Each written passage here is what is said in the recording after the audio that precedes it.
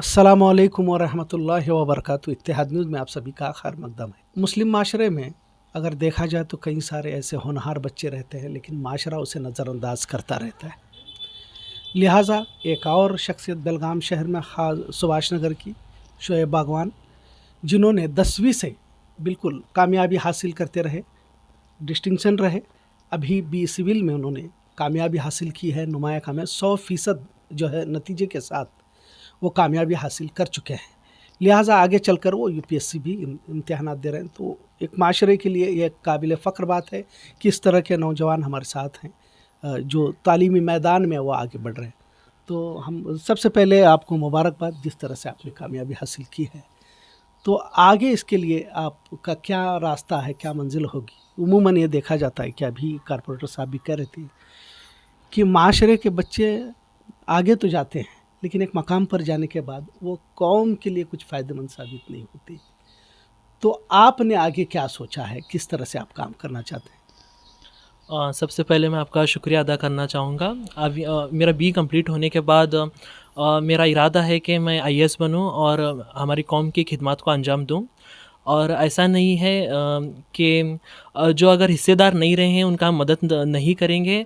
हम हमेशा हमारे मुस्लिम बिरादरी को हमेशा ऊंचे ओहदे पर देखने का हमारा इरादा रहा है। और हमेशा अभी जैसे मेरे जैसे बच्चे रहते हैं, मेरा इरादा है कि आगे भी मैं उनकी हिम्मत अफजाई करके उनको अगर किसी को मदद रहा तो मदद करके उनका आगे बढ़ा के, और हमारा एक पुख्ता इरादा है कि आगे चलकर अच्छे ओहदे, जो बड़े ओहदे पर हैं, हमारे मुस्लिम बच्चे बड़े ओहदे पर रहें और मैं भी अपनी कौम की खिदमत को अंजाम दे सकूं। ऐसा मेरा इरादा है और मैं आगे और इससे ऐसी ही कोशिश करता रहूँगा अपनी कौम की खिदमत को अंजाम देने के लिए। ये जो सफ़र आपने तय किया हुआ है कामयाबी के साथ, आप मुस्तकिल कामयाब होते रहे।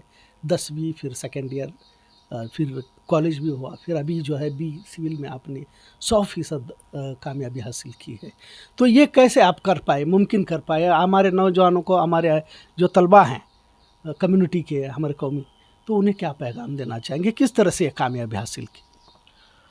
सबसे पहले मैं कहना चाहूँगा कि बच्चों के दिलों में एक ऐसे ख़्याल रहता है कि हम उर्दू मीडियम स्कूल से हैं, हम आगे नहीं बढ़ सकते, कंपटीशन बहुत है, इंग्लिश मीडियम से हैं हम। ऐसे नहीं, अपने दिमाग से फ़र्स्ट ऑफ़ ऑल हमें निकालना चाहिए कि हम उर्दू मीडियम से हैं। हमें उनके साथ बराबरी का हिस्सेदार रहते हुए कोशिश करना चाहिए। थोड़ी देर एक 6 महीने आपको तकलीफ़ होगी जब आप बड़े कॉलेज में जाते हैं, आप उर्दू मीडियम से रहते हैं। लेकिन हमको क्या करना है, उनके साथ हमेशा हिस्सेदारी बनाए रखनी है, कॉलेज के प्रोफ़ेसर के साथ। और जैसा कि अभी ज़्यादातर जो बड़े कॉलेजेस जो अभी जो ट्रेंड में कॉलेजेस हैं वो गैर मुस्लिम्स के हैं, तो उनके हम कॉलेजेस में जाकर उनके साथ हिस्सेदारी रहकर उनके साथ अच्छा मिल-जुल कर, लेक्चररों के साथ हम उनके साथ अच्छा अपना रिश्ता बनाकर उधर उनके कॉलेज में हमारा अच्छे नंबरात हासिल करके, हमारे वैसे कॉलेजों में हमारे मुस्लिम बिरादरी का नाम रोशन करके, और हमारे उर्दू स्कूल, जैसे मेरा 10th तक मैं उर्दू मीडियम था और मेरी Urdu school Al-Ameen high school में कंप्लीट किया हूँ मैं। तो मैं सब बच्चों को ये मेरे तरफ से ये गुज़ारिश करता हूँ कि अपने दिमाग से उर्दू मीडियम का जो ख़्याल है वो निकालें, और इंग्लिश मीडियम हो या कन्नड़ा मीडियम हो, हमें कॉलेजेस में बराबरी का हिस्सेदार रहते हुए सब बच्चों से, सेंट पॉल्स हो, सेंट जेवियर्स हो, हम आगे बढ़कर अपने कम्युनिटी का नाम रोशन करके अच्छे नंबरात हासिल करें और अपनी कौम को की खिदमत को अंजाम दें। अक्सर एक इल्ज़ाम लगता है कि मुस्लिम बच्चे तालीमी मैदान में पीछे रहते हैं, और वैसे भी देखा जाए तो जिस कदर माहौल एक चल रहा है कि मोबाइल है, फिर खेल कूद का है, मोबाइल वीडियो गेम का वगैरह, तो दिगर भी, और कई सारे तो मुस्लिम नौजवान नशे की हालत में अपने असल रास्ते को, अपने असल मकसद को ही भटक चुके हैं। तो उन लोगों के लिए आप क्या कहेंगे? सबसे पहले तो मैं मोबाइल के इहाते में बात करना चाहूँगा कि मोबाइल उसके फ़ायदे भी हैं और नुकसानात भी हैं। हमको मोबाइल को अच्छे फ़ायदे के लिए यूज़ करना चाहिए। जैसे कि अभी कोरोना का टाइम था, तो मोबाइल एक अच्छा एक आला साबित हुआ है। जैसे कि मोबाइल में हम ऑनलाइन क्लास अटेंड करते थे।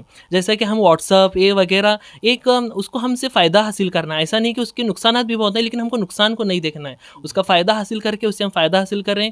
और जो अभी मुस्लिम्स का जो नौजवान हैं, अपने अपनी खुद का जो इज़्ज़त गिरा रहे हैं माशरे, और साथ में जो मुस्लिम कम्युनिटी है उनकी भी इज़्ज़त जो मिट्टी में मिल रही है, मैं उनसे आज़ीज़ाना गुज़ारिश करता हूँ कि अपने मज़हब का नाम रोशन करने के लिए अच्छे से अच्छा अपनी खिदमत अंजाम दें। ऐसे हरकतों से बाज़ आकर जो हमारी कौम अभी तक कहते हैं कि मुस्लिम कौम सोई हुई है, तो अभी जागने का वक़्त है। अभी मुसलमानों पर बहुत हालात आ रहे हैं, जैसा कि अभी आप देख रहे हैं।